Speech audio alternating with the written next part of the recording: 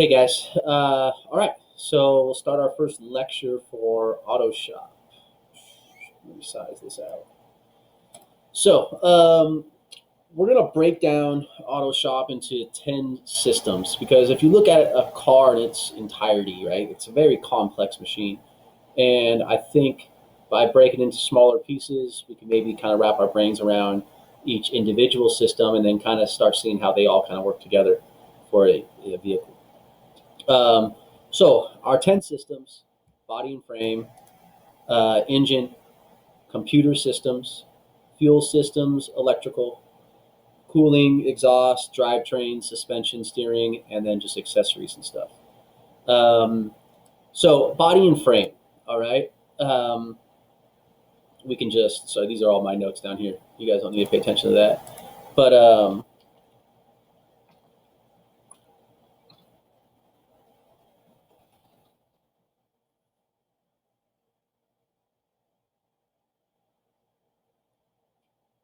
I think I did a better job when I did the vehicle. I initially just typed in body and frame. Don't do that. That's some weird stuff shows up. All right. So body and frame. So the frame would be this red thing that you see right here, right? Everything in the car is attached to the frame. All right. The body would be kind of the outer sheet metal, fiberglass, plastic parts that kind of go around the outside of the car. Now the frame. This is a good picture right here. Uh, the frame itself is used with every other system in the car, but it's also a way of like attaching the brake lines that run all the way to the rear brakes. The wires can be either attached to the frame or sometimes even run through the frame all the way to the back for tail lights and stuff like that. So it's one of the more critical parts of a vehicle. If you ever bend a frame, they are able to straighten them, but that is something you really don't want to mess with too much. Once you bend a frame, for the most part, that car is totaled. Everything's now sitting off a little bit of a skew, all right, which could cause extra vibration, which then could ruin your gaskets. It's a mess. So those are a very important thing. Um, the next thing, and probably what we'll cover today, is the engine. All right. Initially, we're just going to cover the four strokes of an engine motor. All right, so we understand those four strokes and how they operate and what's happening within the engine. And then We'll just start covering these things. I don't know if we're going to go in a linear fashion or we may jump around a little bit. Kind of depends on whether we're in the classroom or not. So this is a short YouTube video I found that kind of does a decent job of explaining. Today, the internal combustion engine is used in motorcycles, automobiles, boats, trucks, aircraft, ships, heavy-duty machinery, and power generators. A four-stroke engine is an internal combustion engine in which the piston completes four separate strokes: intake, compression, power, and exhaust during two separate rev. So to let you guys know, a stroke is going either from up all the way down, that's a stroke, or from down all the way up, that's a stroke. So for the complete motor to function, um, it's going to go up and down twice. That's the four strokes of an internal combustion engine. All right, so it's this going starting up here, coming down, going to the bottom, coming back up. All right, that's going to be your those when it talks about a stroke, just going from top to bottom. That's a stroke. All right, let it go. Evolutions of the engine's crankshaft in one single thermodynamic cycle. Let's take a look at the basic internal parts of a four-stroke engine. Inside the engine block, there is a crankshaft. Piston rods are attached to crankshaft. Pistons are attached to the piston's rods. As the crankshaft turns, it causes the lifter to make each piston move up and down. At the top of the crankshaft there is a camshaft which is connected to the crankshaft by a timing belt. While the crankshaft is making the pistons move up and down, the camshaft is turning, making the valves to open and close.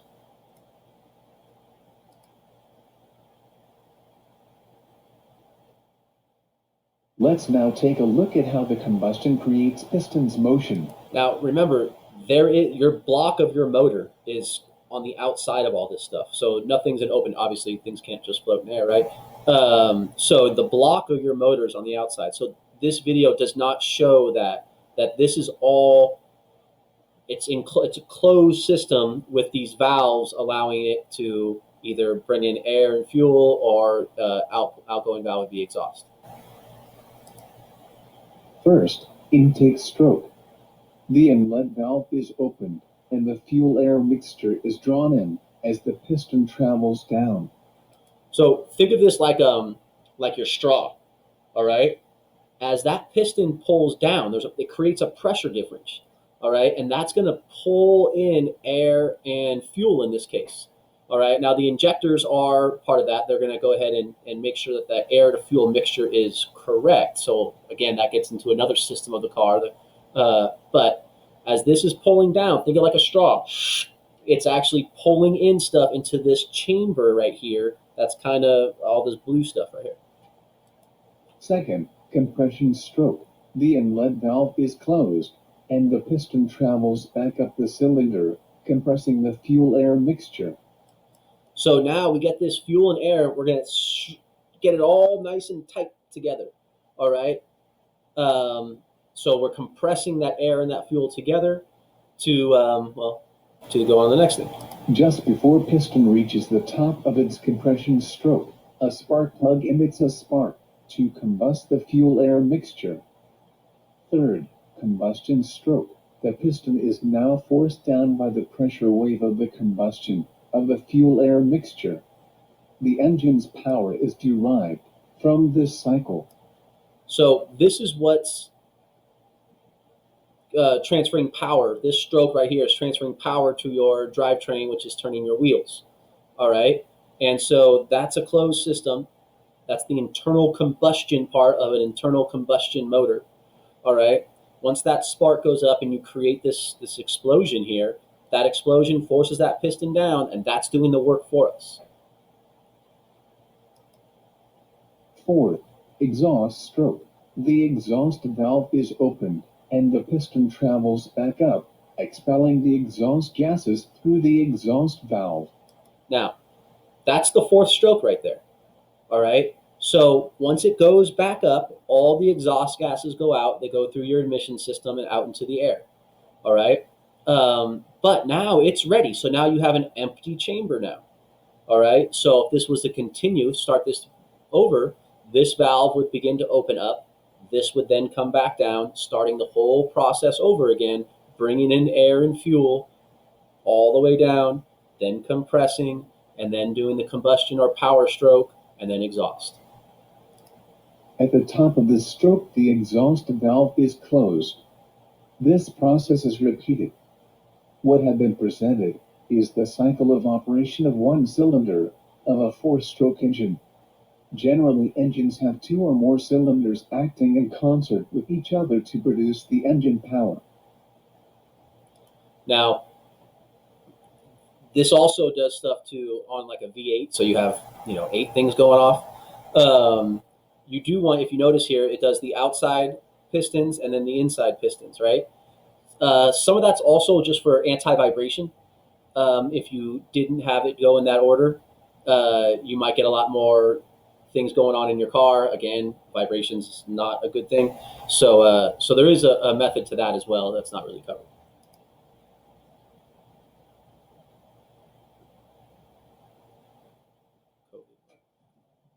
Anyway, that's that whole thing.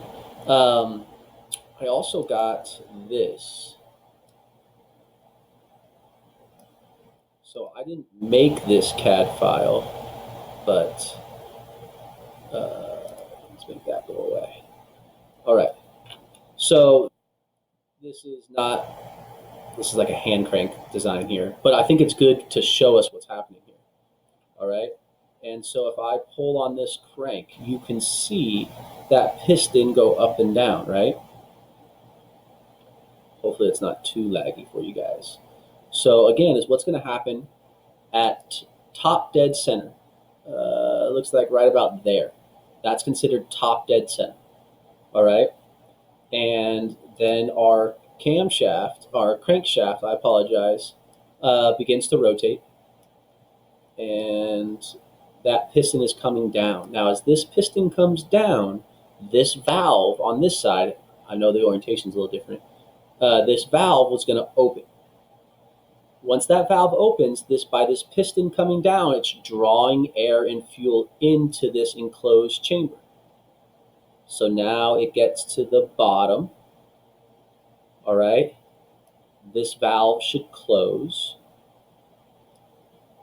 It should now start compressing the fuel and air inside this cylinder here.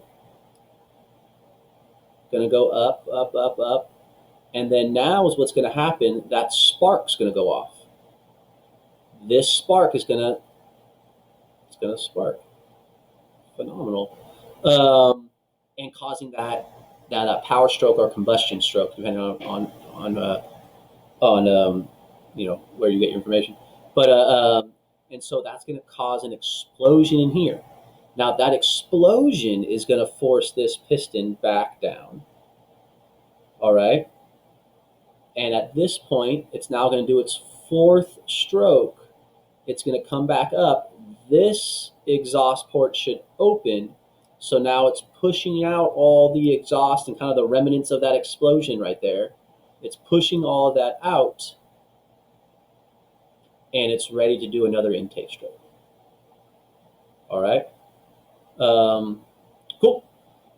That is, yeah, if you guys have any questions, just let me know. All right.